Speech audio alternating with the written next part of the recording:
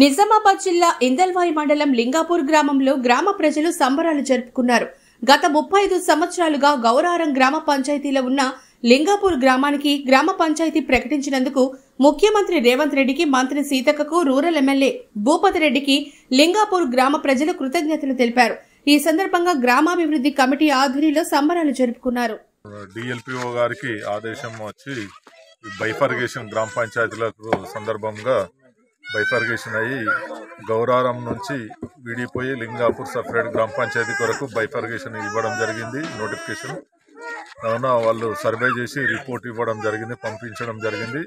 ఈ సందర్భంగా గౌరవ ఎమ్మెల్యే గారికి, భూపతి రెడ్డి గారికి కృతజ్ఞతలు మా గ్రామం తరపున మరియు గౌరారం గ్రామం తరపున కృతజ్ఞతలు తెలుపుతున్నాము. అందరూ ఈ రెండు గ్రామాల ప్రజలు సంతోషంతో భూపతి రెడ్డి సార్ గారికి అభినందనలు తెలుపుతున్నారు.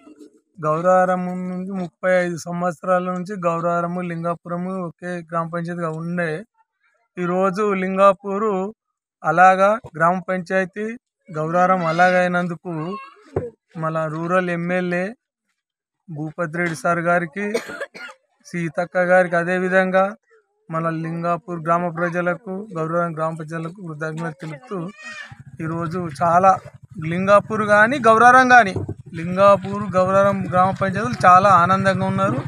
మరి ముందు మన జీపీ కూడా డివైడ్ అయినందుకు, అలాగైనందుకు గ్రామ పంచాయతీ గౌరారం అయినా అభివృద్ధి చెందుతుంది, లింగాపూర్ అయినా అభివృద్ధి చెందుతుంది.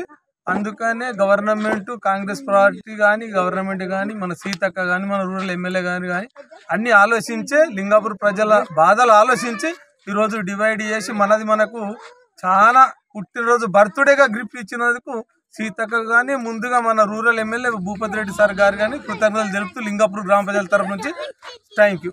కాంగ్రెస్ పార్టీ.